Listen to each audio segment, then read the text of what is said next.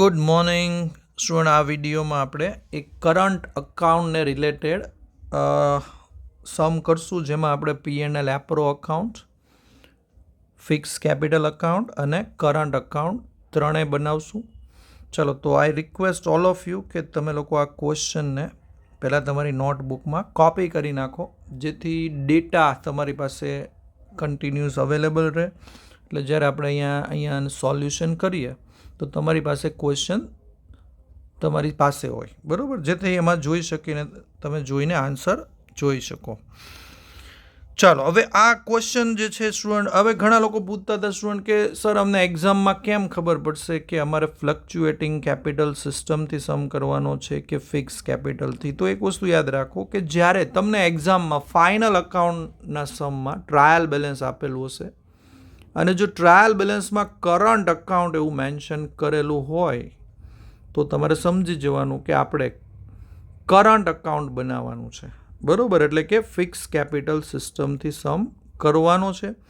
બીજું, અહીંયા આપણે ફિક્સ કેપિટલ અકાઉન્ટ બનાવીએ છીએ, પણ ફાઇનલ અકાઉન્ટનો જે લોંગ સમ કરો છો એમાં તમારે ફિક્સ કેપિટલ અકાઉન્ટ અલગથી બનાવવાની જરૂર નથી, કારણ કે કેપિટલ અકાઉન્ટમાં કેપિટલ સિવાય કોઈ એન્ટ્રી આવતી નથી. એટલે કેપિટલને તમે સીધું લાયાબિલિટીમાં લખી નાખો તો ચાલે સ્ટુડન્ટ, બરાબર. ઓકે, ચાલો, તો અહીંયા મિસ્ટર એક્સ અને વાય બંને પાર્ટનર છે, એ લોકોની કેપિટલ આપી છે, ડ્રોઈંગ્સ આપેલા છે, એમની કરંટ અકાઉન્ટની બેલેન્સીસ આપી છે સ્ટુડન્ટ.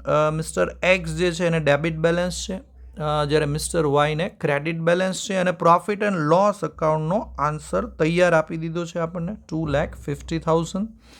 એડજસ્ટમેન્ટ્સ નીચે આપેલા છે. ઓકે, ચાલો, તો 1 by 1 આપણે આ બધા એડજસ્ટમેન્ટને રેકોર્ડ કરશું. સૌથી પહેલાં તો આપણે ક્યાં અકાઉન્ટ બનાવવાના છીએ જોઈ લઈએ. યસ, સૌથી પહેલાં student profit and loss appropriation account બનાવવું પડશે. ઓકે, અને બીજા બે અકાઉન્ટ આપણે બનાવશું student, partners fix capital account, જેમાં ખાલી કેપિટલની જ એન્ટ્રી આવશે સ્ટુડન્ટ, બીજી કોઈ એન્ટ્રી નહીં આવે. અને બાકી બધી એન્ટ્રી માટે આપણને ખબર છે આપણે કરંટ અકાઉન્ટ બનાવવાનું છે. ઓકે, ચલો, તો સૌથી પહેલાં ટ્રાયલ બેલેન્સમાં જે આપ્યું છે એને આપણે રેકોર્ડ કરી લઈએ. સૌથી પહેલાં શરૂઆત કરશું કેપિટલથી. શું કેપિટલ હંમેશા ફિક્સ કેપિટલ અકાઉન્ટમાં લખવાની હોય છે. ચાલો, તો ફિક્સ કેપિટલ અકાઉન્ટ આપણે બનાવ્યું છે, એમાં આપણે લખી નાખીએ by balance brought forward. Mister એક્સની કેપિટલ છે 2 lakhs અને મિસ્ટર વાયની કેપિટલ છે 3 lakhs.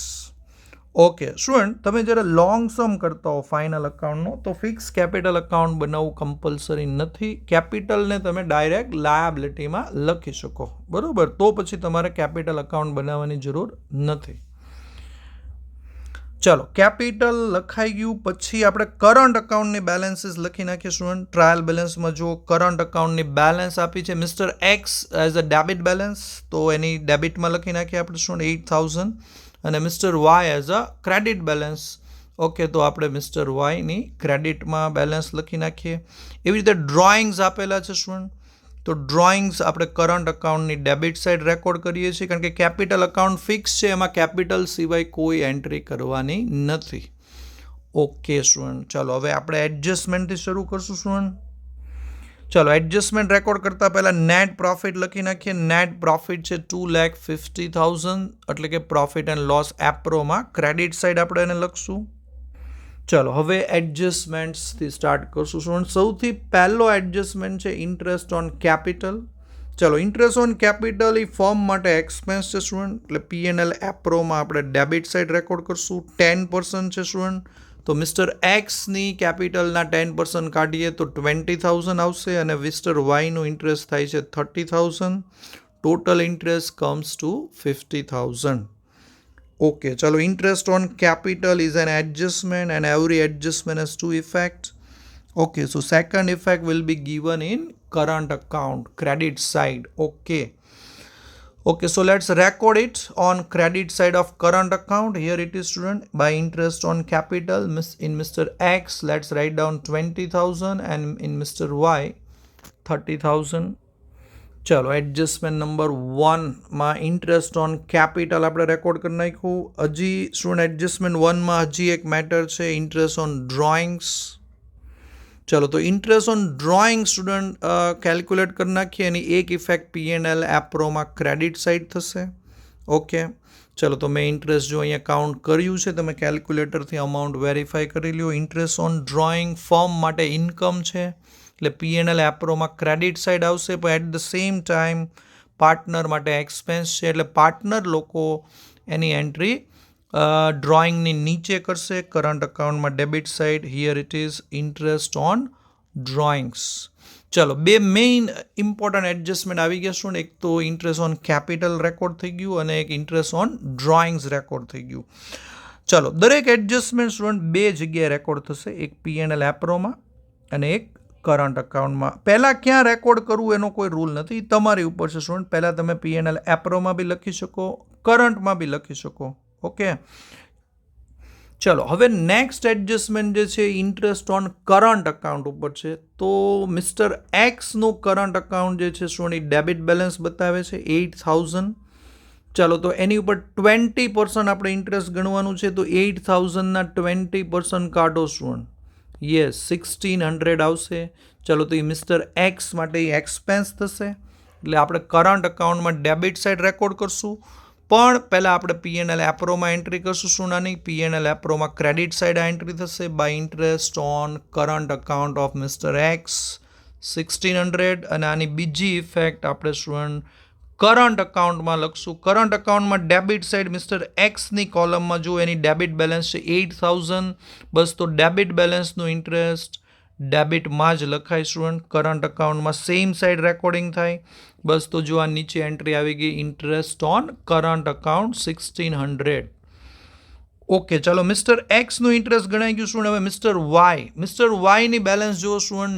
9,000 છે ક્રેડિટ બેલેન્સ છે ચલો મિસ્ટર વાયનું કરંટ અકાઉન્ટ ક્રેડિટ બેલેન્સ બતાવે છે 9,000 તો એના 20% થશે 1,800 ચલો તો પહેલી એન્ટ્રી આપણે કરંટ અકાઉન્ટમાં જ કરી લઈએ શું ક્રેડિટ બેલેન્સનું ઇન્ટરેસ્ટ ક્રેડિટમાં જ રેકોર્ડ થાય બસ તો આ 9,000ની નીચે જ એની એન્ટ્રી કરી નાખીએ by interest on current account 1,800 ચલો પહેલી ઇફેક્ટ આવી ગઈ સ્ટુડન્ટ પણ દરેક એડજસ્ટમેન્ટને બે ઇફેક્ટ હોય તો આની બીજી ઇફેક્ટ P&L એપ્રોમાં ડેબિટ સાઇડ આવશે yes to interest on current account of mister Y 1,800 ચલો તો આ એક એડજસ્ટમેન્ટ પૂરો થઈ ગયો શું હવે નેક્સ્ટ એડજસ્ટમેન્ટ છે એમાં એક વર્કિંગ પાર્ટનર મિસ્ટર વાયને આપણે એન્યુઅલ 5,000 સેલેરી આપવાની છે ચલો તો ફર્મ માટે એ એક્સપેન્સ થશે to salary of mister Y અને at the same time partner માટે એટલે કે મિસ્ટર વાય માટે ઇન્કમ છે એટલે કરંટ અકાઉન્ટમાં ક્રેડિટ સાઇડ આપણે એની એન્ટ્રી કરશું બાય સેલેરી 5,000 ઓકે સ્ટુડન્ટ બધા જ એડજસ્ટમેન્ટ રેકોર્ડ થઈ ગયા છે ચાલો હવે P&L એપ્રોનો પહેલાં આપણે ટોટલ કરશું ક્રેડિટ સાઇડનો ટોટલ વધારે છે સ્ટુડન્ટ એમાંથી ડેબિટ સાઇડનો ટોટલ માઇનસ કરો એટલે તમને ડિવિઝિબલ પ્રોફિટ મળી ગયો 1,96,050 જે બંને પાર્ટનરને આપણે ઇક્વલી આપી દીધો ચાલો હવે આ પ્રોફિટ જે છે એને આપણે કરંટ અકાઉન્ટમાં ટ્રાન્સફર કરશું તો કરંટ અકાઉન્ટની ક્રેડિટ સાઇડ આપણે લખી નાખીએ બાય ડિવિઝિબલ પ્રોફિટ બંનેને ઇક્વલી પ્રોફિટ આપી દઈએ ચાલો હવે કરંટ અકાઉન્ટનો ટોટલ કરી નાખીએ સ્ટુડન્ટ બંને પાર્ટનરનો ક્રેડિટનો ટોટલ વધારે છે એટલે ક્રેડિટમાંથી ડેબિટ માઇનસ કરો તો આપણો આન્સર આ રીતે આવે છે મિસ્ટર એક્સનો આન્સર છે 97,925 અને મિસ્ટર વાયનો આન્સર છે 1,28,075 આ closing balance of current account છે સ્ટુડન્ટ બંને પાર્ટનરનો ક્રેડિટનો ટોટલ વધારે છે એટલે આને ક્રેડિટ બેલેન્સ કહેવાય હવે આ જે આન્સર આવ્યો કરંટ અકાઉન્ટનો એને આપણે બેલેન્સ શીટમાં શિફ્ટ કરવો પડશે અહીંયા તો આપણે બેલેન્સ શીટ નથી બનાવતા પણ આપણે જ્યારે ફાઇનલ અકાઉન્ટનો સમ કરશું ત્યારે આપણે બેલેન્સ શીટ બી બનાવશું બસ તો આ જે એરો કરેલો આન્સર છે હાઇલાઇટ કરેલો એને લાયબિલિટી સાઇડ લખશું એવી જ રીતે ઉપર ફિક્સ કેપિટલ અકાઉન્ટ છે શું એનો આન્સર જુઓ તમે સેમ જ આવશે કારણ કે આપણે કેપિટલ ફિક્સ રાખવાની છે એટલે કેપિટલમાં કાંઈ એડિશન કે સબટ્રેક્શન નહીં થાય બસ તો આ કેપિટલનો આન્સર જે છે એ બી લાયબિલિટી સાઇડ બતાવશું ઓકે સ્ટુડન્ટ તો આ એક કરંટ અકાઉન્ટનો બહુ જ ઇમ્પોર્ટન્ટ સમ આપણે અહીંયા કર્યું આનાથી તમને કરંટ અકાઉન્ટનું ઇન્ટરેસ્ટ કઈ રીતે ગણવું અને બીજા બધા એડજસ્ટમેન્ટનું પણ નોલેજ મળી ગયું છે સ્ટુડન્ટ આ લોંગ સમ જે આપણે ફાઇનલ અકાઉન્ટના કરશું એમાં બહુ જ કામ લાગશે તમને ઓકે સ્ટુડન્ટ ટેક કેર